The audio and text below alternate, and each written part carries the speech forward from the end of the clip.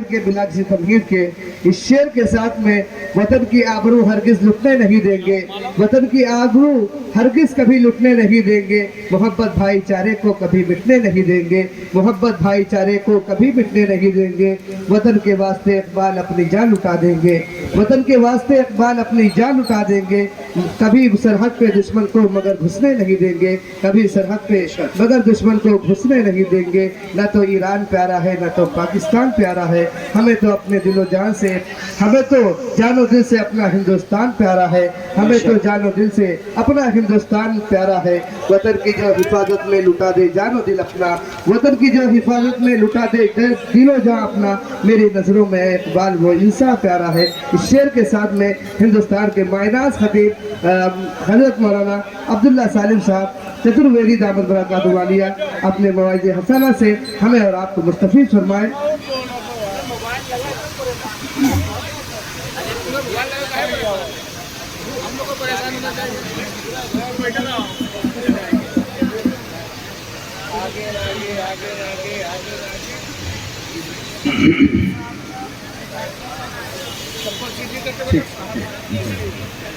السلام علیکم ورحمۃ اللہ وبرکاتہ۔ ان الحمد للہ نحمده ونستعینه ونستغفره ونؤمن به ونتوکل علیہ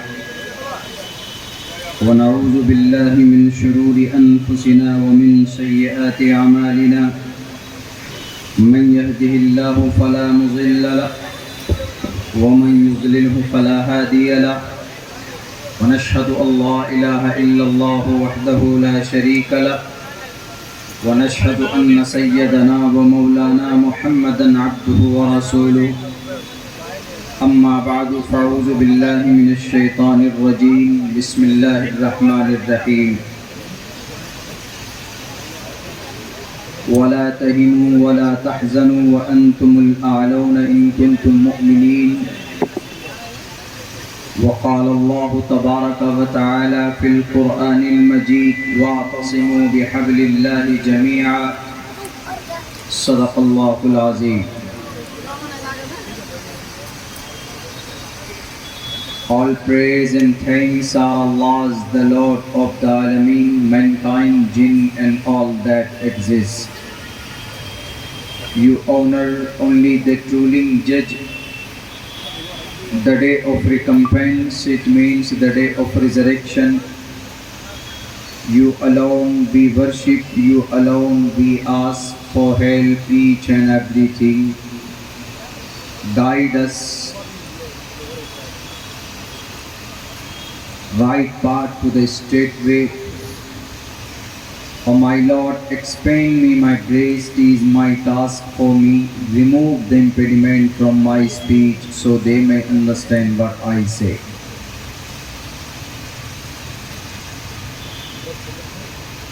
Udara sarva evete jnani tatmeva maimatam आस्थितः सहि युक्तात्मा मामेवा मुत्तमां गतिम्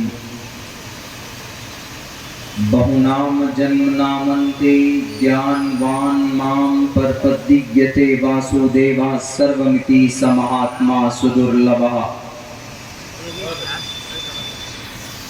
रुद्रवो गिरिवा अश्रैत पिशाच एव ब्रह्मा दुविशो जहि प्यारो नाम पर जाम जहि तुवम तूर्य तरुष्यतः ओम सहनावतु सहनो भुनक्तु सहवीर्यं कर्मामहे तेजस्वनावधीतमस्तु मा विद्विषावहे ब्रह्मानन्तमनादि विश्वपूर्वजं सत्यं परं शाश्वतं विद्या यस्य सनातनी निगम हृदय ओम शांति ओम शांति ओम शांति। जनाब सदर मजलिस, स्टेज पर मुअज़्ज़ज़ उलमा किराम और इस पिंडाल के बैनर तले दीनी ईमानी समाजी بھائیوں، نوجوان ساتھیوں،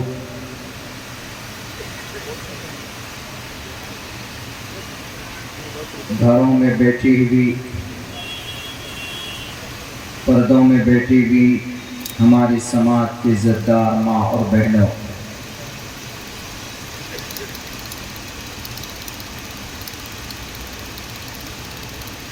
آج 15 اگست بڑی خوشی کے ساتھ ہم لوگ جھنڈا پھہراتے ہیں۔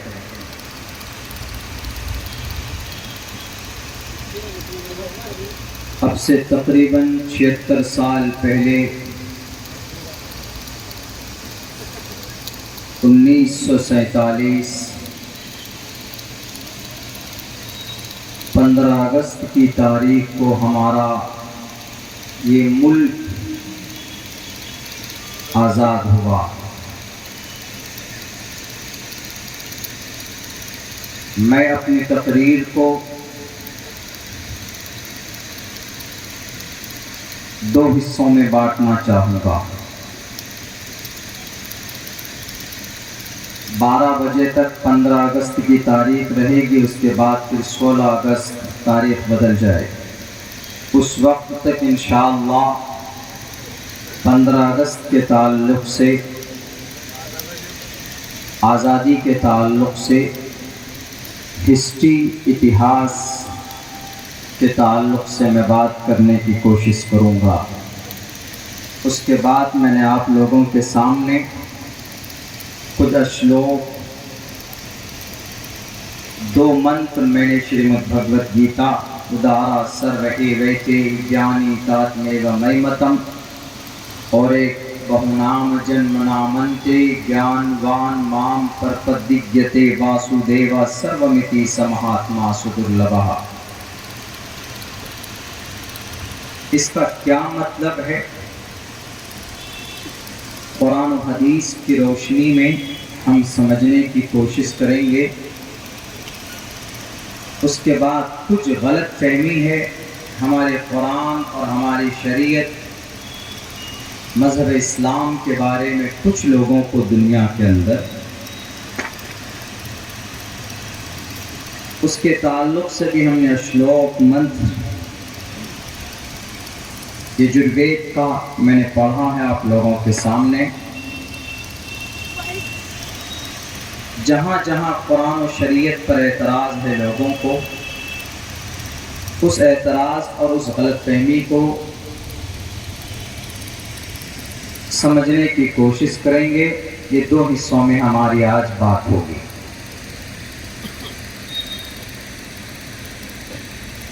تو آج 15 اگست ہے، ہم لوگ خوشی مناتے ہیں۔ بڑی آسانی کے ساتھ یہ خوشی ہمیں حاصل نہیں ہوئی۔ مختلف قوم و ملت کے لوگوں نے مل کر انگریزوں سے مقابلہ کر کے اس ملک کو، بھارت کو آزاد کیا۔ اس کا سنویدھانک نام 2 ہے، بھارت اور انڈیا۔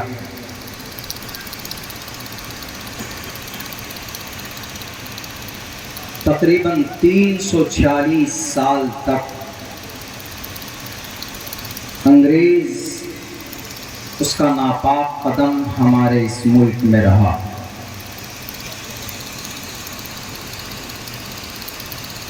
ساڑھے 800 سال تک مغلیہ سلطنت، اس سے پہلے الگ الگ ہندو راجا مہاراجا، اس سے پہلے آدی واسی لوگ، آدی واسی جنہیں ہم بہت کم شمار کرتے ہیں گنتی میں، عہدے میں۔ آدی واسی، آدی کرنت، آدی کا مطلب پرانا ہوتا ہے، واسی کا مطلب رہنے والا۔ اس دیش کا مول نواسی آدی واسی ہی ہے۔ ہم بھی نہیں ہیں، ہمارے برادران وطن بھی نہیں ہیں، کرسچن، جین، بودھ بھی نہیں، بلکہ اس ملک کے مول نواسی وارث ایک حساب سے، ایک نظریے سے، تاریخ کی روشنی سے آپ ان کو بھی کہہ سکتے ہیں، ورنہ ایک تاریخ یہ ہے کہ اس ملک میں ہمارے بابا آدم آئے، ان کا قدم پڑا، تو اس حساب سے ہم اس ملک کے وارث ہیں، اس لیے کہ باپ جہاں آتا ہے تو باپ کی جگہ باپ کی پراپرٹی ان کے بیٹوں کی ہوتی ہے، تو اسی لیے ایک تاریخ یہ بھی ہے۔ مغلیہ سلطنت کے بعد 1601 عیسوی میں انگریز کا تجارتی سفر شروع ہوتا ہے بھارت میں، سورت اور کلکتہ۔ اس وقت ہمارا ملک، ہمارے اس دیش میں، ہمارے اس کنٹری میں یہاں کی جی ڈی پی بہت مضبوط اور اسٹرانگ تھی اس وقت۔ تو انگریزوں نے دیکھا کہ بہتر موقع ہے رشتہ بنایا جائے اور حکومت کی جائے۔ آہستہ آہستہ انہوں نے اپنا پیر پھیلانا شروع کیا اس ملک میں۔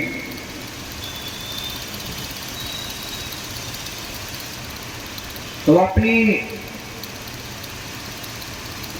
ایجنڈے کے تحت آگے بڑھ رہا تھا، لیکن اس کے اس قدم کو روکنے والا انگریز جب طاقتور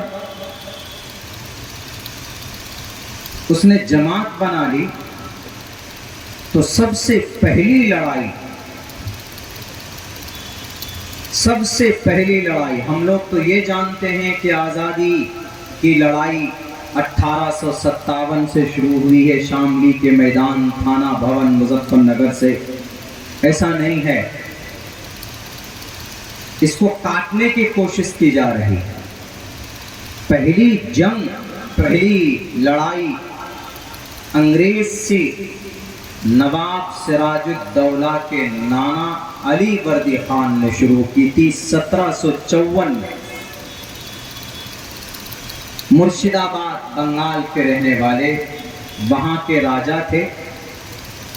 فورٹ ولیم انگریز کی سب سے پہلی آفس اور دفتر کلکتہ میں، توپ لگا کر اس کو اڑا دیا تھا علی وردی خان نے 1755 میں۔ یہاں سے انگریز کے خلاف لڑائی شروع ہوتی ہے، شروعات یہیں سے ہے۔ 3 سال کے بعد ان کا انتقال ہو جاتا ہے۔ جوانوں، یہ تاریخ کم سے کم اپنے دماغ میں بٹھا کے رکھیں آپ۔ ابھی حضرت نے کہا ہے وہ قوم مردہ ہوتی ہے جنہیں ان کے ملک اور ان کے قوم اور ان کے سماج کے بارے میں وہ تاریخ نہیں جانتے۔ گانے بہت یاد کر لیتے ہیں آپ، فلم کی سٹوری، ویب سیریز کے چیپٹر بہت آسانی سے آپ سیو کر لیتے ہیں، لیکن یہ تاریخ آپ کم سے کم سرسری طور پر اپنے ذہن و دماغ میں رکھیں تاکہ آپ کو یاد رہے کہ اس ملک کو آزاد کرانے میں ہمارے پوروج نے کتنی قربانی پیش کی۔ ابھی اور دیکھیں آگے کیا ہوتا۔ 3 سال کے بعد ان کا انتقال ہو جاتا ہے علی وردی خان کا۔ ان کے ناتی نواب سراج الدولہ 1757 میں کرسی اقتدار میں بیٹھتے ہیں۔ انہوں نے دوسری لڑائی شروع کی، لیکن اپنے ہی لوگ جن کا نام میر صادق ہم اور آپ جانتے ہیں، ان کا درباری، یہ کہیے کہ ان کا گریہ منتری، ان کا اس زمانے کا وزیر اعلیٰ، سب سے بڑے عہدے پر فائز، کرسی کی لالچ میں انہوں نے غداری کی انگریز سے ہاتھ ملایا اور مروا دیا۔ نواب سراج الدولہ شہید ہو گئے۔ 1755 اور 57 کی لڑائی مرشد آباد پلاسی کی جنگ Calcutta just near by Kolkata city, وہاں سے تقریباً 250-300 کلومیٹر کی دوری ہے. ٹرین سے بڑی آسانی سے آپ سفر کر سکتے ہیں، بالکل بنگلہ دیش کے بارڈر پہ ہے. اس کے بعد پھر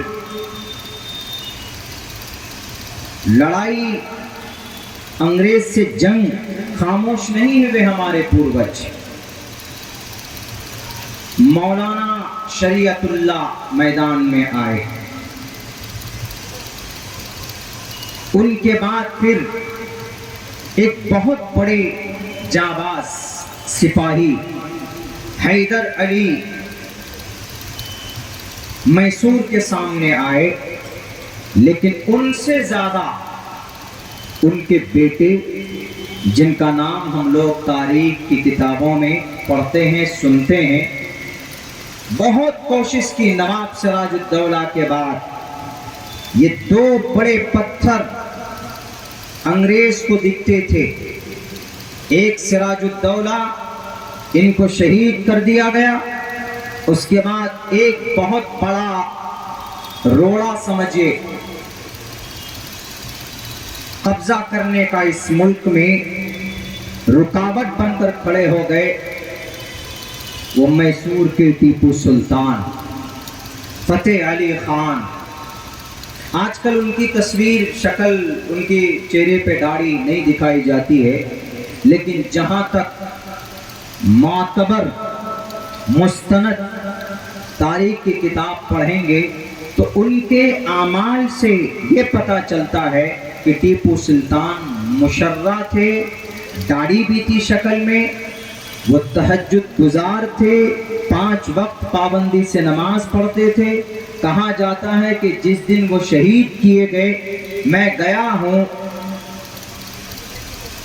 اس جگہ پر جہاں پر ان کو شہید کیا گیا، وہاں پر لکھا ہوا ہے کہ in that place the body of Sultan was found here. گھیرا ہوا ہے. وہاں جائیں گے، قلعے سے تھوڑا باہر ہے، گیٹ سے تھوڑا باہر ہے وہ جگہ، وہ ایریا. عالی شان انہوں نے مسجد بھی بنائی، وہ مسجد آج بھی ہے، لیکن مسجد کے جسٹ سامنے ایک بھویہ مندر بھی بنایا انہوں نے. یہ چونکہ بادشاہ تھے، رعایا دونوں طرح کا ہوتا ہے، مسلم بھی، نان مسلم بھی. نان مسلم میں بہت کوئی آد ہے تو ہر کسی کی رعایت رکھنی پڑتی، تو ان پر تو تشدد کا الزام لگایا جاتا ہے کہ ٹیپو سلطان صرف مسلم پرست تھے. ایسا نہیں ہے، بلکہ وہ ہر کسی کا خیال رکھتے تھے. جس دن ان کا انتقال ہوا، شہید کیے گئے، کہا جاتا ہے کہ فجر کی نماز کے بعد 1 پارہ ڈیلی تلاوت کرنے کی کا ان کا معمول تھا، لیکن جس دن شہید کیے گئے اس دن 2 پارے قرآن کریم کی تلاوت کر کے میدان میں آیا تھا. ان کی یہ تربیت ان کے ابا نے کی تھی. کسی بہت بڑے مدرسے کے فارغ نہیں تھے، وہ کوئی بہت بڑے عالم دین بھی نہیں تھے ٹیپو سلطان، لیکن ایک جوت تھا. وہ بہت بڑا پتھر توپ کے مانی، میں دیکھا ہوں اس پتھر کو، آپ دیکھیں گے وہاں کے قید خانے میں اس پتھر کو کندھے سے اٹھا کر لا کر جہاں پہ ڈالا ہے، سوراخ ہے، وہ پتھر بھی ہے بہت لمبا، کم سے کم 5, 8 یا 10 فٹ کا ہوگا، کافی چوڑا ہے وہ. بہادر نوجوان، تاریخ کے اندر ایسا یودھا نہیں ملتا. ایک ہاتھ سے آدمی تلوار چلاتا ہے، ایک ہاتھ سے چلاتا ہے ایک وقت تو دوسرا ڈھال پکڑتا ہے، لیکن تنہا ایسا مرد مجاہد تھا. یہ ہماری تاریخ میں، ہماری بھارت کی تاریخ میں، بلکہ دنیا انسانیت میں، انسانیت کی تاریخ میں، یودھاؤں کی تاریخ میں ایسا مرد مجاہد تنہا ٹیپو سلطان کا نام ملتا ہے. ایک وقت دونوں ہاتھوں سے تلوار چلانے والا یودھا، اس کا نام ٹیپو سلطان کا تھا. 1799 انگریز چاروں طرف قبضہ کر چکا تھا. اس نے دیکھا صرف ٹیپو سلطان رہ گیا. ایگریکلچر لون آج جو دیا جاتا ہے ٹیپو سلطان، آج تو لون کی شکل ہو گئی. اس وقت وہ مدد دیتے تھے کھیتی کے لیے. کاشتکاروں کو, کسانوں کو. آج تو مار دیا جاتا ہے, مر جاتے ہیں کسان, پریشانی میں آ کر خودکشی کر لیتے ہیں. لیکن ٹیپو سلطان گھر گھر جا کر تعاون پیش کرتا تھا. ٹیپو سلطان جب تک رہے جنرل ہارس کی ہمت نہیں ہوئی تھی حکومت کرنے کی. چاروں طرف سے باطل طاقت کا مقابلہ کرنے والا اگر کوئی مرد مجاہد بھارت کے اندر تھا تو تنے تنہا ٹیپو سلطان. 1799 انگریز سے لڑائی, ایک طرف سمندر, ایک طرف انگریز, ایک طرف مراٹھا سینا, ایک طرف نواب کی فوج.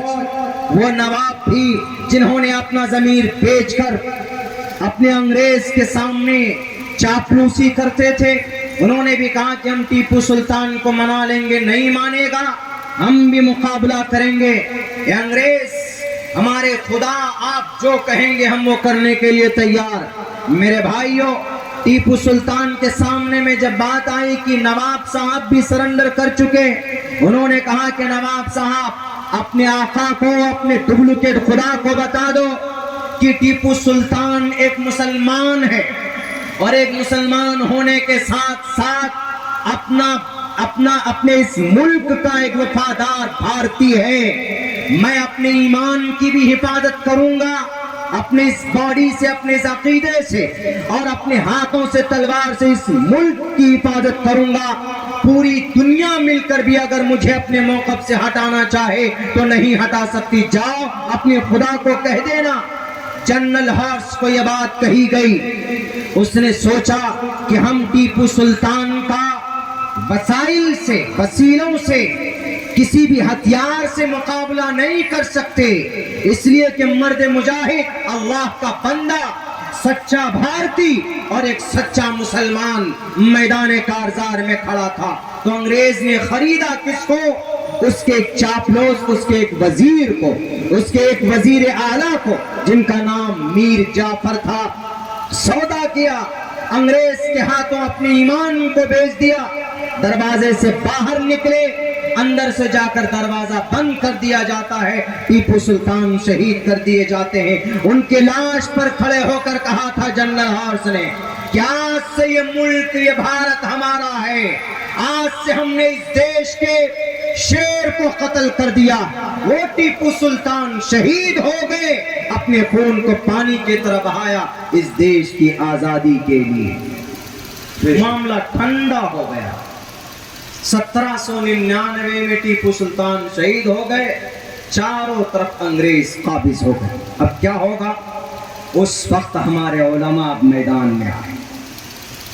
آج کل علماء کرام کو داڑھی اور ٹوپی دیکھ کر دوڑاتے ہیں کبھی کبھی لوگ. نہیں, علماء کی توہین, اگر آپ ان کی بے عزتی کرتے ہیں تو آپ اپنے ایشور کی توہین کرتے ہیں. کیسے؟ قرآن و حدیث کی روشنی میں اللہ تبارک و تعالی علماء کی فضیلت بیان کرتے. انما یخشی اللہ من عبادہ العلماء. اللہ کے نبی کی حدیث بھی ہے, ان العلماء ورثۃ الانبیاء. علماء انبیاء کے وارث ہیں. فضیلت کے لیے حدیث اور قرآن کریم کی آیت کافی. گیتا کے شلوک میں یہ بات کہی گئی, بہو نام جنمنا منتے جانوان مام پرپدیجتے واسودیوا سرومتی سمہاتما. جو لوگ گیانی ہوتے ہیں, جن کے سینے میں ایشور کا گیان ہوتا ہے, ان کو ذلیل مت کرو. اور جو عالم دین ہوتے ہیں ان کے پاس اللہ کی شریعت کا گیان ہوتا ہے. تو جو لوگ گیانی ہوتے ہیں, گیتا 7ویں ادھیائے کا, یہ 19ویں ادھیائے کا 7واں 18واں 19واں منتر ہے 7ویں ادھیائے کا. بہونام جنمنا منتے جانوان مام پرپدیجتے واسودیوا سرومتی سمہاتما سدرلبھا. جو گیانی ہوتے ہیں, جن کے اندر ایشور کا گیان ہوتا ہے, تو اس کے اندر جب ایشور کا گیان ہے تو گویا ایشور اس کے اندر ہے. شریمد بھگوت گیتا کا یہ انالیسس. تو جب ان کے اندر ایشور ہے تو ایشور کا اپمان کون کرے گا؟ ہمارے ہندو بھائی تو نہیں کر سکتے. یا جیسے اگر کسی کے اندر قرآن کی تعلیم ہے, شریعت کا گیان ہے, نالج ہے, उलमा हम बोलते हैं उनको, कारी साहब बोलते हैं, हाफिज साहब बोलते हैं, फिर भी एहतराम करते हैं कि भाई कारी साहब है, मौलाना साहब। आज गलत बात है बहुत, उसमें मुल्ला जी, हाफिज जी, कारी साहब ऐसे बोल देते हैं, नहीं। And you should to respect, इनकी फजीलत अल्लाह बयान करता है। इसीलिए कहा गया कि जिनके अंदर अल्लाह की शरीयत का ज्ञान, अल्लाह के नज़र में मोहतरम। जिनके अंदर ईश्वर का ज्ञान, तो गोया उनके अंदर ईश्वर है। इसीलिए ईश्वर का अपमान न करो। समहा आत्मा, वो सारे आत्माओं में बड़े हैं, सबसे बड़े समहात्मा सुदुर्लभा, उनके लिए कहा गया। उलमा की बात आई तो मैंने बीच में इस मंत्र का एनालिसिस किया। आगे देखिए क्या, 1799 में टीपू सुल्तान, नवाब सिराजुद्दौला, ये दो बड़े नाम शहीद हो गए। अब अंग्रेज मुकम्मल तौर पर काबिज हो गया हमारे इस मुल्क में, हमारे इस भारत में। जो चाहता मन में आता, जिसको जहां कत्ल करना चाहता वहां कत्ल कर देता। न हिंदू, न मुसलमान, न क्रिश्चियन, न जैन, न मर्द, न औरत, न बच्चे, जो आता मन में वो करता। अंग्रेज 1803 में एक आलिम दीन ने फतवा दिया, शाह वलीउल्लाह मुहद्दिस देहलवी के बेटे शाह अब्दुल अजीज मुहद्दिस देहलवी रहमतुल्लाह अलैह। उन्होंने कहा कि भारत के लोगों, मुसलमानों को मुखातब करके कहा कि ये मुल्क अंग्रेज का गुलाम बनने जा रहा है, दारुल हर्ब। हर एक ईमान वाले पर इस देश को आजाद करने के लिए, गुलामी की जंजीर को तोड़ने के लिए जिहाद फर्ज है। अंग्रेज के खिलाफ लड़ाई जरूरी है। शाह अब्दुल अजीज मुहद्दिस देहलवी, आलिम दीन, मदरसे के पढ़े लिखे, किसी यूनिवर्सिटी, किसी कॉलेज से पढ़े लिखे नहीं थे, और किसी को बताने की जरूरत नहीं है कि हम देश से हमारे उलमा या हमारे टोपी और दाढ़ी वाले या मुसलमान मदरसे वाले या मकातिब वाले कितनी मोहब्बत करते। किसी के कहने पर नहीं, कोई सरकार, कोई गवर्नमेंट नहीं थी। तानाशाही व अंग्रेज के हाथ में हमारा मुल्क था। उस वक्त मौलाना शाह अब्दुल अजीज मुहद्दिस देहलवी ने कहा कि ईमान वालों, अगर आज तुमने हथियार नहीं उठाया इन अंग्रेज के खिलाफ, तो तुम्हारी जमीन में तुम्हारी कब्र खोद दी जाएगी। तुम्हारे नजरों के सामने तुम्हारी बेटियों की इज्जत लूटी जाएगी। तुम्हारे नजरों के सामने तुम्हारे बच्चों को जिंदा दफन कर दिया जाएगा। इसीलिए अगर इस मुल्क को वापस चाहते हो, इस मुल्क की आन बान शान को चाहते हो, तो हाथ में तलवार उठाओ और अंग्रेज के खिलाफ मैदान में निकल पड़ो। 1803 में कहां गए आज इस देश से मोहब्बत के दावे करने वाले? उस वक्त नहीं थे आप। 1803 में आपका वजूद नहीं था, आपका जन्म भी नहीं हुआ था। उस वक्त टोपी और दाढ़ी वाला, हाथ में बुखारी शरीफ और कुरान करीम की तफसीर लिखने वाले, मस्जिद के मिंबर पर क़ाल अल्लाह क़ाल रसूल की आवाज बुलंद करने वाले, तब जाकर कलम उठाते हैं और लिखते हैं कागज पर कि इन अंग्रेज, इन गोरी चमड़ी वालों को, इनके नापाक कदम से हमारे इस मुल्क को पाक करना। आए मैदान में उलमाए किराम, इन्होंने जिहाद का फतवा दिया अंग्रेज के खिलाफ। कौन आया? उनके इस कहने पर फौरन मैदान में निकल पड़ते हैं सैयद अहमद शहीद रहमतुल्लाहि अलैह। आपका ये हुक्म है, हम फौरन तैयार हैं। 7000 मील यानी तकरीबन 11 से 12,000 किलोमीटर पैदल सफर करके पूरी दुनिया में जहां तक जा सकते थे गए, अपने इस मुल्क को आजाद कराने के लिए तरकीबें और मशवरे करने के लिए। कौन? सैयद अहमद शहीद बरेलवी रहमतुल्लाहि अलैह। इनके मुआविन मौलाना सैयद शाह इस्माइल रहमतुल्लाहि अलैह इनके साथ थे।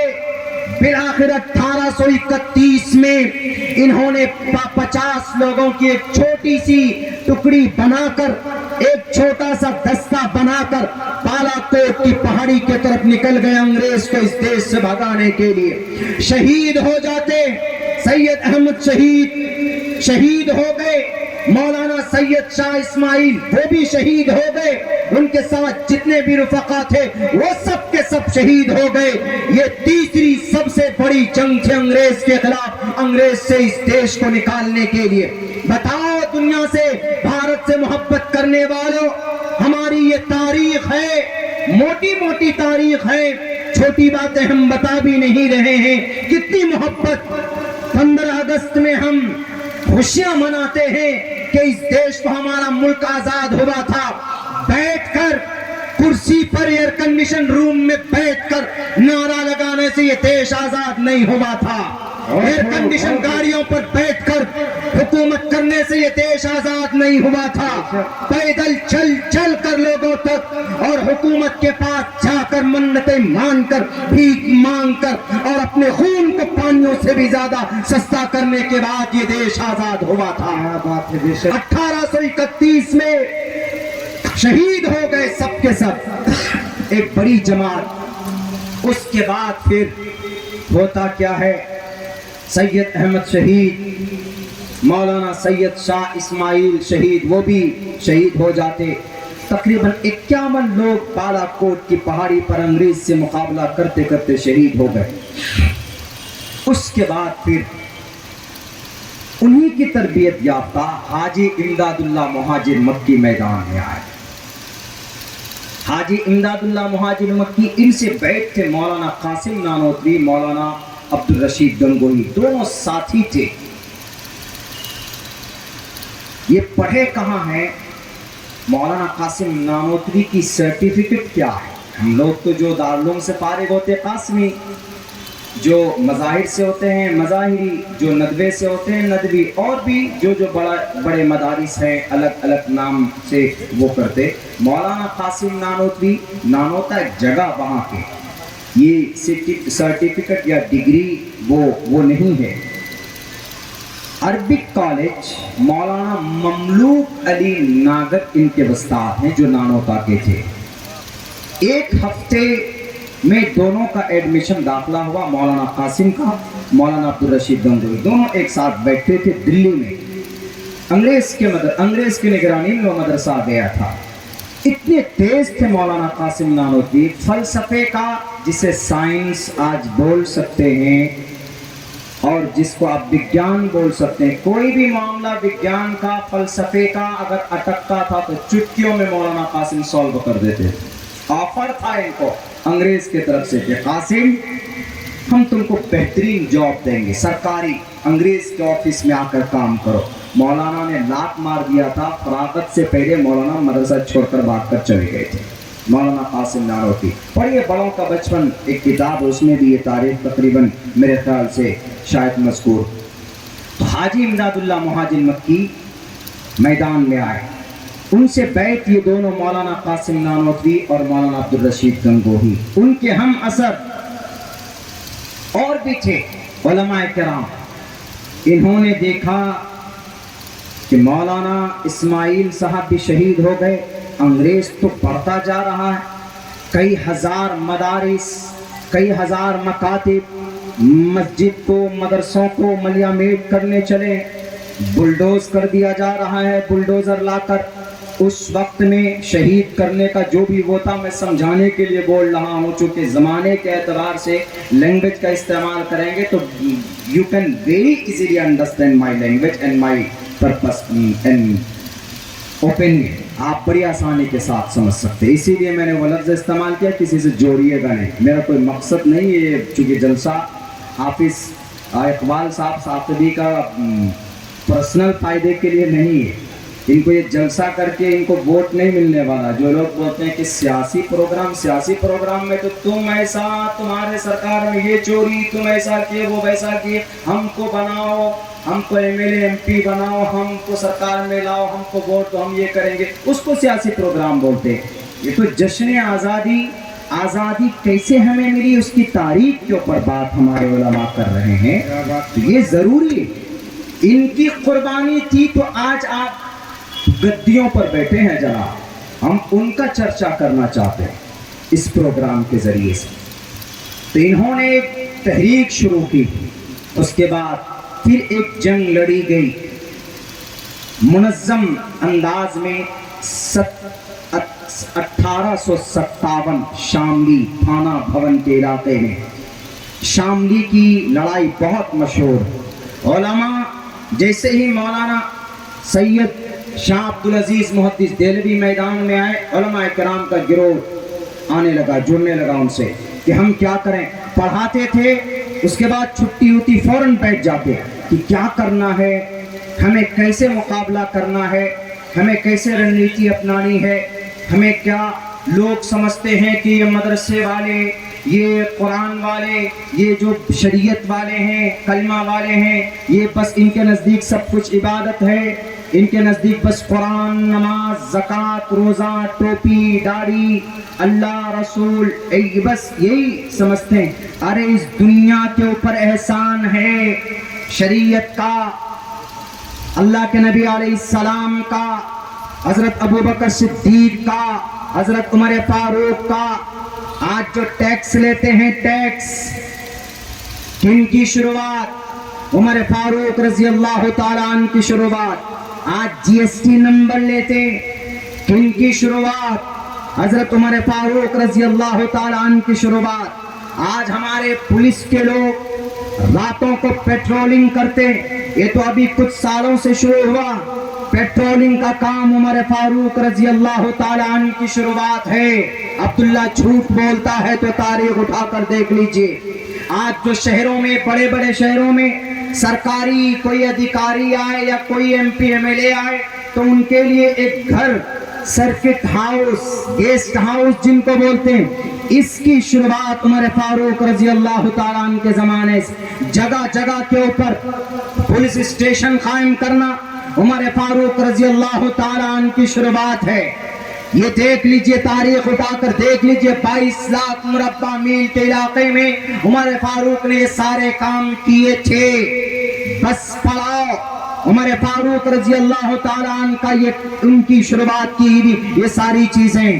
آج آپ اتراتے ہیں, کسی نہ کسی شکل میں ان کا لنک عمر فاروق رضی اللہ تعالیٰ عنہ سے ملتا, ابو بکر صدیق سے ملتا, اللہ کے نبی علیہ الصلوۃ والسلام سے جا کر ملتا. وہ یہ ہے کہ تشدد کا راستہ لگا دیا گیا ہمارے دانشوروں کو کہ آپ صرف قرآن اور حدیث کے اوپر بس مبنی ہے اور اسی کے اوپر منحصر, ورنہ قرآن و حدیث سے دنیا کے اندر بیلنسنگ کا نظام قائم ہوا.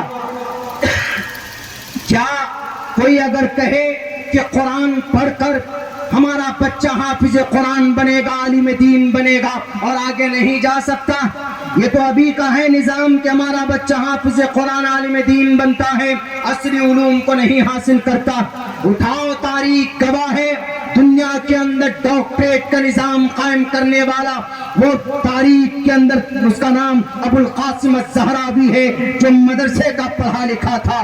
پوچھو ڈاکٹر سے, ایم بی بی ایس سے, ایم ڈی ڈاکٹر سے, کہ آج اگر وہ M B B S M D doctor بنتا ہے شیخ حسین ابن علی سینا کی کتاب پڑھ کر, جو 11 سال کی عمر میں حافظ قرآن بنا تھا, ایسا اسلام نہیں ہے. اسلام نے ہر فیلڈ کے اندر, ہر میدان کے اندر اسلام نے رہنمائی کی ہے اور اسلام نے آبیاری و آب پاشی کی. اگر کوئی بولتا ہے کہ اسلام کا یہ قانون, اسلام کا یہ حکم ظلم, زیادتی, زبردستی ہے, یہ شریعہ قانون ہے, شریعہ قانون تو یہ بے ضمیر میڈیا والے انہوں نے بنایا ہے, ورنہ یہ شریعہ قانون کسی مسلم عالم دین کا یا کسی مفتی کا, کسی قاضی کا نہیں ہے, بلکہ یہ اللہ تبارک و تعالیٰ کا فرمان, اللہ تبارک و تعالیٰ کا سنویدھان. اور اللہ تبارک و تعالیٰ جانتا کہ ہمارے بندے کے اندر, ہمارے بندوں کے لیے, ہماری بندیوں کے لیے, ہمارے مرد اور عورت کے لیے اس جنریشن کے لیے کون سا حکم ان کے حق میں ہے اور کون سا کام ان کے لیے ناجائز اور حرام، اس سے بہتر کون جان سکتا؟ تم تو جناب اپنے ایمان کا سودا کر کر اپنے خداؤں کو خوش کرنے کے لیے جو آتا ہے لٹریچر میں وہ بکتے ہوئے چلے جاتے۔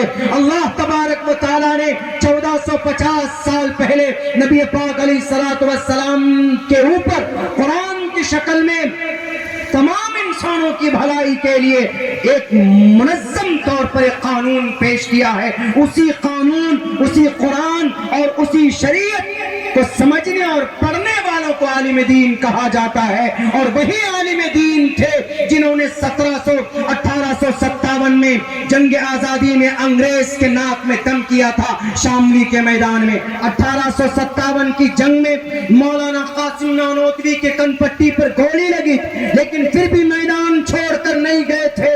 انہوں نے صرف نعرے پر اکتفا نہیں کیا تھا، بے ہوش ہو کر گر گئے تھے۔ چھوٹے چھوٹے بچے جانتے ہیں اس تاریخ کو۔ پھر کچھ دیر کے بعد مولانا کھڑے ہو کر ظالم انگریز کا مقابلہ کرتے ہیں۔ انہوں نے اپنے خون کو پانیوں سے زیادہ سستا کیا، تب جا کر 15 اگست 1947 کو یہ دیش ہمارا ہوا۔ تب بھی انگریز نہیں بیٹھا۔ 1866 میں، 1860 میں انہوں نے کئی لاکھ قرآن کریم کو جلانا شروع کیا۔ تب سے اس انگریز کی مسلم علماء سے دشمنی بڑھی کہ ارے اور کوئی لوگ تو نہیں آتے، کیا وجہ ہے یہ ٹوپی داڑھی والے ہر دوسرے دن میدان میں تلوار لے کر آ جاتے، ملتا کیا ہے ان کو؟ کسی نے کہا کہ ان کی طاقت کیا ہے؟ ان کو ملتا کچھ نہیں ہے، لیکن ان کی طاقت پتہ ہے کیا؟ کیا طاقت ہے؟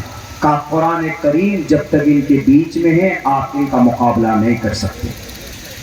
3 لاکھ قرآن کریم کے نسخے جلائے، دلی کے مدرسوں کے طاق سے کریٹ کر کھینچ کر لا کر لو ہم نے تمہارا قرآن کو مٹا دیا۔ اس کو نہیں معلوم یہ وہ قرآن ہے جو 3,22,000 الفاظ کو چھوٹے چھوٹے بچے یاد کر لیتے۔ ایک عالم دین نے کہا کہ تم پاگل ہو، قرآن کے نسخے کیوں جلا رہے؟ کہا کہ میں تمہارا قرآن ختم کرنا چاہتا ہوں۔ کہا کیوں؟ کہا کوئی تو آتا نہیں میدان میں لڑنے کے لیے، تمہارے یہ قرآن پڑھنے والے سب آ جاتے ہیں میدان میں، کتابیں ختم ہو جائیں گی، آہستہ آہستہ ماننے والے بھی ختم ہو جائیں گے۔ کسی نے کہا کہ کتاب ختم کر سکتے ہو، اوراد ختم کر سکتے ہو، لیکن جو سینوں میں ہے اس کو کیسے ختم کرو گے؟ انہوں نے کہا سینوں میں ہونے کا کیا مطلب ہے؟ What do you mean, please tell me. ایک عالم دین نے ایک بچے کو بلایا، کہا پڑھو بیٹا۔ قرآن پڑھنا شروع کیا۔ اب ہمارے چھوٹے بچے جب قرآن کم عمر میں یاد کر لیتے، جو بچے مدرسہ اور مکاتب میں مدارس میں جاتے ہیں الحمدللہ وہ 10 سال 12 سال کی عمر میں بچے حافظ قرآن بن جاتے ہیں الحمدللہ۔ When I was 11 years old, at that time I remembered by heart all Quran Karim. That time I become حافظ قرآن۔ ہم بھی 11 سال 12 سال کی عمر میں حافظ قرآن بن گئے۔ تو انہوں نے کہا کہ اچھا، ان کو یقین نہیں ہوا کہ ایسا ہو سکتا ہے، اس لیے کہ دنیا کی کوئی کتاب there is nothing authentic books can who remember by heart all، کہ کوئی یاد کر سکتا ہے۔ موہن بھاگوت جی کو بھی یہ یقین نہیں ہو رہا تھا جب ہم نے کہا تھا کہ ریمبر بائی ہارٹ مائی اول گرنتھ قرآن کریم، ہم نے پورے قرآن کو یاد کیا، ان کو یقین نہیں ہو رہا۔ انہوں نے کہا کہ ایسا ہوتا ہے، انگریز نے کہا کہ نہیں ہوتا، دیکھ لو تم۔ ایک ٹرانسلیٹر کو کہا کہ تم دیکھو قرآن بچہ کہاں پڑھتا ہے، تم ذرا انگلی وہیں پر پھیرتے جان۔ اس بچے نے 9-10 گھنٹے میں پورا قرآن انگریز کے سامنے سنایا، اور انگریز وہی تائید توبہ کرتا ہے کہ میں قرآن کو جلا تو سکتا ہوں، قرآن کے مسودوں کو ختم کر سکتا ہوں، لیکن قرآن کے معنی اور الفاظ جو بچوں کے سینوں میں ہیں ہم وہاں سینے کو ختم نہیں کر سکتے۔ کون تھے یہ؟ مدارس سے ریلیٹڈ ٹوپی اور داڑھی والے۔ اس کے بعد میرے بھائیو کیا ہوتا ہے؟ اس کے بعد پھر آگے چلیے، میں بہت چھوڑ کر جو جہاں جہاں زیادہ ضرورت ہے میں اسی کو آپ کے سامنے رکھ رہا ہوں۔ اس کے بعد ایک بہت بڑے ٹریجڈی سامنے آئی کہ آخر کیا ہونا چاہیے؟ شریعت تو ختم ہو جائے گی، اسلام کے ساتھ ساتھ ہمارا یہ دیش بھی مٹ جائے گا، ہمیں 2 چیز मुसलमानों के सामने, मुसलमानों के एक हाथ में कुरान, दूसरे हाथ में हमारा मुल्क। उस वक्त में हमारे आलम दीन ऐसे नहीं कि भाई कुरान की इबादत करना, मुल्क को छोड़ दो। फिर तो अंग्रेज से कहते तुमको जो करना है करो, हमको कुरान पढ़ने की इजाजत दो। अंग्रेज कहता है कि you become free, you are freedom, जाओ तुम सबके सब आजाद हो, हम कुछ नहीं करेंगे, तुम अपना जिसको इबादत करते हो, जिसकी पूजा प्रार्थना करते हो करो, छोड़ देते। लेकिन नहीं, उस वक्त अपने मजहब के साथ साथ अपने मुल्क को भी एक हाथ से कुरान को पकड़ा, एक हाथ से अपने मुल्क को पकड़ा। जो लोग बोलते हैं कि आपका मजहब पहले कि मुल्क पहले, आप कह दीजिए कि मेरे लिए दोनों पहले। कोई सवाल करे, मेरे लिए दोनों ही चीज, जैसे दोनों आंख हमारे लिए important, and to eyes that's very compulsory for me, a complete man. जैसे हमारे लिए दोनों आंख जरूरी, दोनों हाथ जरूरी, दोनों पैर जरूरी, वैसे हमारे लिए दोनों चीज जरूरी है। हमारा कॉन्सेप्ट अकीदतन हमारे लिए मजहब बहुत जरूरी है, और नेशनल के एतबार से, नागरिकता के एतबार से हमारे लिए सबसे पहला रिश्ता हमारा मुल्क के साथ हमारा। लोग इसको गलत मलत कर देते हैं, मीडिया वाले से उल्टा पुल्टा करके पूछते हैं कि लोग कंफ्यूज हो जाते हैं क्या कहें। अगर आपने बोल दिया मैं पहले मुसलमान हूँ, वो कह देंगे देखो ये देशद्रोही है, देश दूसरे नंबर पर। अगर आपने पहले कह दिया मेरे लिए सब कुछ भारत ही है, तो आपके लिए फिर अकीदतन आपके लिए मसला खड़ा हो जाएगा। इसलिए हमारे लिए दोनों चीज जरूरी है। मेरे लिए कोई सवाल करे तो यही जवाब दीजिएगा, मेरे लिए दोनों चीज जरूरी। नहीं समझेगा तो उनको यही कहिएगा तुम्हारे लिए दोनों आंख जरूरी है, एक वक्त में दोनों आंख से देखते हो, जरूरत दोनों आंख की है, वैसे हमारे लिए दोनों चीज जरूरी, मजहब के एतबार से, अकीदे के एतबार से, और धर्म भी जरूरी है। इसलिए कि शरीरेण समम नासम सर्वमन यदि गच्छति मनुस्मृति। पंडित केवल आनंद जोशी लिखते हैं कि जब तुम इस दुनिया से जाओगे, तुम्हारा मकान, तुम्हारी गाड़ियां, तुम्हारे खेत खलियान सब कुछ नष्ट। शरीरेण समम नाशम, तुम्हारा ओहदा, तुम्हारी कुर्सी सब दफन। शरीरेण समम नाशम सर्वमन यदि गच्छति। ईश्वर के पास क्या जाएगा? ईश्वर के पास तुम्हारा कर्म जाएगा, तुम्हारा धर्म जाएगा। इसीलिए कहा धर्मो रक्षति रक्षकः, तुम धर्म की रक्षा करो, धर्म तुम्हारी रक्षा करेगा। धर्म की रक्षा का मतलब धर्म में जो अच्छी बातें लिखी हैं आप उस पर अमल करोगे तो ये धर्म मरने के बाद आपको स्वर्ग में लेके जाएगा। ये मतलब है धर्मो रक्षति रक्षतः शरीरेण समम नासम सर्वमन यदि गच्छति। इसका ये मतलब है। हमारे उस वक्त उलमाए किराम ने कहा कि भाई हमें शरीयत को भी बचाना है, हमें इस मुल्क को भी बचाना। उस वक्त उन्होंने फिर मई 1866 में दारुल देवबंद की बुनियाद रखी। दारुल देवबंद से एक बहुत बड़े आलिम दीन जिनका लक़ब बाद में शेखुल हिंद मौलाना महमूद हसन देवबंदी रहमतुल्लाहि अलैह वो मैदान में आए। उनके शागिर्द मौलाना उबैदुल्लाह सिंधी, उनके साथ साथ मौलाना हुसैन अहमद गंगोही, उनके साथ साथ मुफ्ती किफायतुल्लाह और मौलाना हिफ्जुर रहमान सोहारवी, ये सारे उलमाए किराम उसी दारुल देवबंद से निकले। और ऐसा नहीं कि दारुल देवबंद से पढ़कर इन्होंने बड़े बड़े आलीशान मदरसे बना लिए, बंगले बना लिए, ऐसे नहीं। हमारे इस देश की तारीख को याद करने वालों, लिखने वालों, मुकम्मल तौर पर तारीख लिखना कि जब हमारे शेखुल हिंद मैदान में आए, मैदान कारजार में आए, उन्होंने 1911 और 12 को अंग्रेज को भगाने के लिए एक तहरीक चलाते। उस तहरीक का नाम तहरीक रेशमी रुमाल। चूंकि जर्द कपड़े पर खतो किताबत का काम होता था अपने दूसरे लोगों से, इसीलिए उसका नाम तहरीक रेशमी रुमाल पड़ा, उसका लक़ब पड़ा। तहरीक रेशमी रुमाल के सबसे बड़े मुतहर्रिक और फ़आल आलिम दीन मौलाना उबैदुल्लाह सिंधी रहमतुल्लाहि अलैह थे। किसी वजह से वो तहरीक कामयाब न हो पाई। अंग्रेज ने बीच में ही उसको नष्ट कर दिया और उस मिशन को रोक दिया, उसको आगे कामयाब न कर सके। शेखुल हिंद रहमतुल्लाहि अलैह जेल के अंदर चले गए। जजीरे अंडमान ने कोबार चले गए। मेरे भाइयों, मौलाना उबैदुल्लाह सिंधी, मौलाना शेखुल इस्लाम हुसैन अहमद मदनी, मौलाना अरशद मदनी के अब्बा, मौलाना असद मदनी के वालिदे मोहतरम, मौलाना महमूद मदनी के दादा शेखुल इस्लाम, जब आगे तहरीक बढ़ती गई 1939 को अंग्रेज ने हमारे बच्चों को, उस वक्त दूसरी बड़ी जंग अजीम शुरू हो चुकी थी, जिसको दूसरी जंग अजीम बोलते हैं, second world war, Japan, Germany और बर्तानिया के बीच में। हमारे नौजवानों को अंग्रेज उठाते और जाकर वहां पर लड़ाते, हमारे बच्चे अपनी जवानी वहां पर उनकी बर्बाद होती, अंग्रेज की गुलामी करते करते। मौलाना हुसैन अहमद मदनी से नहीं देखा गया। मौलाना शेखुल इस्लाम ने कहा, क्या इससे अंग्रेज के फौज में कोई भर्ती होगा? नाजायज और हराम है, हराम है, हराम है। किसी ने कहा कि अंग्रेज के फौज में भर्ती के लिए तुम नाजायज का फतवा देते हो हुसैन अहमद मदनी, इसकी सजा तुम जान सकते हो क्या? वो तुमको सजाए मौत देंगे, वो तुमको अदालत में गोलियों से भून देंगे। उन्होंने कहा कि गोलियों की आहट दूर की बात है, गोलियों की गर्मी और जनाब तोप के गोलों, वो तो बहुत दूर की बात है। मैं तो अपने संदूक में, अपने बैग में कफन लेकर चलता हूँ और मैं क़यामत तक या जब तक मेरे बदन में जान है, मैं उस वक्त तक अपने इस फतवे को, अपने इस फैसले को नहीं बदल सकता।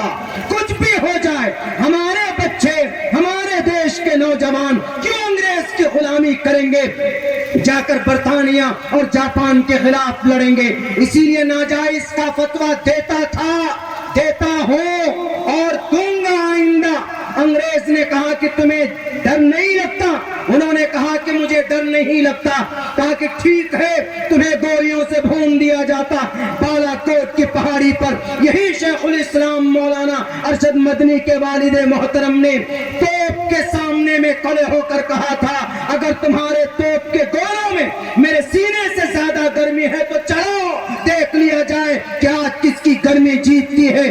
तोप के गोले से, तोप के मुंह से गोला नहीं निकला, हुसैन अहमद मदनी की वो गर्मी थी।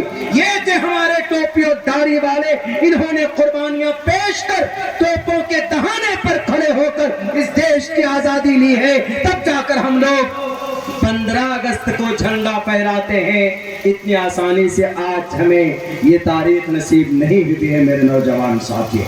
यही नहीं, आज जो नफरतें बांट दी गई, यही अयोध्या करीब है, यहाँ पर एक मशहूर जगह है कबीर का टीला, शायद आप लोग गए होंगे कोई। वहाँ एक इमली की झाड़ है, वहीं पर है कबीर का टीला। मशहूर है, क्यों मशहूर है? आर्कियोलॉजिकल सर्वे ऑफ इंडिया ने एक बोर्ड लिखा है, बोर्ड, बिना तहकीक के कोई बात मेरे जुबान से कम निकलती है। इस पे तहकीक हमने की, वहाँ जाएंगे, उस बोर्ड में लिखा हुआ है फांसी का एक फंदा और 2 गर्दनें, एक फंदे में 2 गर्दनें लटकाई गई। इस देश में कुछ लोग हिंदू मुसलमान नफरत की बात करते हैं, ये वाकया उनके लिए सबक है। उस एक फांसी के फंदे में 2 गर्दन, एक गर्दन थी बाबा राम कृष्ण दास की और दूसरी गर्दन थी मौलाना आमिर अली की। एक फांसी के फंदे पर 2 गर्दनें लटक रही है, एक हिंदू की लटक रही है और एक मुसलमान की। तब जाकर ये देश आजाद हुआ। बहुत करीब नहीं, चले जाए।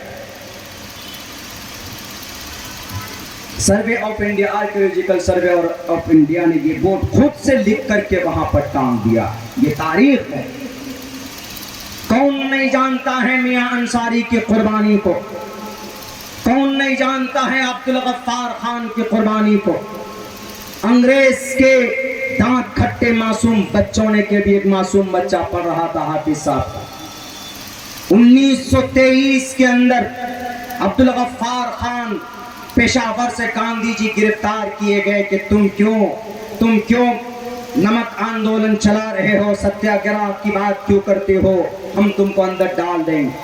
गांधी जी को गिरफ्तारी से बचाने के लिए अब्दुल गफ्फार खान सामने आए, बच्चों को सामने खड़ा कर दिया। अंग्रेज ने कहा बच्चों को क्यों सामने खड़ा कर दिया, तुम तो पठान हो, खान हो, तुम्हारे हाथ में तलवार होनी चाहिए।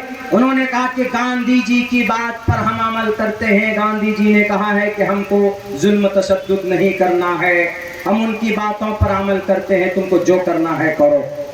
मेरे भाइयों, बच्चों की लाइन को देखकर अंग्रेज चले गए। दूसरे दिन आते, फिर गिरफ्तारी होती, उसके बाद फिर हमारे नौजवानों को ऑर्डर दिया जाता है जो फौज में थे, अंग्रेज के फौज में, उनको कहा गया कि भाई तुम इनको गोलियों से भून दो।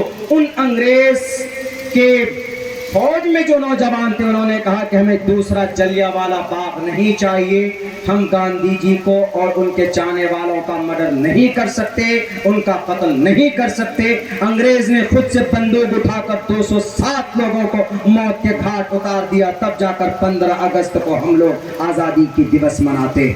ये कुछ नहीं, 127 मुसलमान केरला के अंदर मेरे भाइयों मालगाड़ी के अंदर बंद कर दिया गया, मौत हो गई, तब जाकर 15 अगस्त को हमें आजादी मिली। ये कुछ नहीं, जलियांवाला बाग में जनरल डायर ने तकरीबन 3080 लोगों को मशीन गन से गोलियों से तोप दिया था, तब जाकर 15 अगस्त को आजादी हमें मिली। ये अगर इसको शुमार में नहीं लेते, उठाइए तारीख, मलबार की तारीख मौजूद है, 42,000 सिर्फ कलमा पढ़ने वालों को गोलियों से नहीं, गोलियों और फांसियों के फंदों पर लटका दिया था। मलबार केरला की तारीख इधर नहीं आती है, ज्यादा उस मलयालम या कन्नड़ जुबान में होने की वजह से जाकर तारीख पढ़ लीजिए, ये तारीख हमारी रही। अशफाकुल्लाह खान जब माल्टा में जा रहे थे, वहां पर सूली दी गई, उनके परिवार वालों ने आकर कहा एक मर्तबा मिल लो। उनकी शक्ल देखकर उनकी माँ और उनके वालिद रोने लगे, वालिदैन उनके रोने लगे। उनको कहा कि माँ और मेरे अब्बा रोइए मत, जिस दिन भी हमारा मुल्क आजाद होगा, नाम उस दिन अशफाकुल्लाह खान का लिया जाएगा, साल में एक मर्तबा आपके बेटे का नाम लिया जाएगा, शान के साथ जिए, मुलाकात हमारी होगी मैदान महशर के अंदर। वो अशफाकुल्लाह खान की कुर्बानी से जाकर ये देश आजाद हुआ, ऐसे देश आजाद नहीं हुआ। आज तो जनाब इस बस न मालूम वो बरसाती मेंढक की तरह कुछ लोग डुक डुक डुक डुक करते हैं कि आ गए कि बस आज ही हैं हम सब कुछ इस देश के, आज हम ही हैं सब कुछ। नहीं, इस देश के अंदर सबका बराबर का हक है, सबने बड़ी कुर्बानियां पेश की है, तब जाकर हमारा ये मुल्क भारत आज़ाद हुआ अंग्रेज़ों से। 200 साल की जुल्म ज़्यादती वाली हुकूमत से देश को छोड़कर अंग्रेज़ों को जाना पड़ा, लेकिन वही नफरत के बीज बोकर अंग्रेज चले गए। ये अंग्रेज चले गए लेकिन अपने कुछ लॉजिक छोड़ कर गए, और हमारे इस देश के अंदर हमारे बिरादरान वतन भी नहीं समझ पाते। हमारे कुछ नौजवान साथी उनमें भी हैं और हम में भी, जो खामखा आपस में लड़ पड़ते, समझते नहीं, पढ़ते नहीं, लड़ पड़ते। जैसे मिसाल के तौर पर अभी पिछले साल कुछ जगहों के ऊपर में झगड़े फसादात हो गए, गलतफहमी को लेकर। मैं वहीं पर आ रहा हूँ, जो मंत्र पढ़े थे उससे रिलेटेड। वो ये है कि नहीं मौलाना, हम लोगों ने पता क्यों वहाँ पर आग लगा दी, हम लोगों ने क्यों वहाँ पर दंगा किया। बिल्कुल नाजायज़ और हराम, शरीय एतबार से किसी भी इंसान को तकलीफ देना ईज़ाउल मुस्लिमी नहीं। आप ईज़ाउल मुस्लिम हरामुन है, लेकिन अल मुस्लिमु मन सलिमल मुस्लिमून मिन लिसानिही व यदिही, अहादीस में है, वजाहत के साथ है। अल्लाह के नबी अलैहिस्सलाम ने और आगे बढ़कर कहा, बल्कि कुरान करीम की एक आयत तो मन क़तल नफ्सन बिगैरि नफ्सिन औ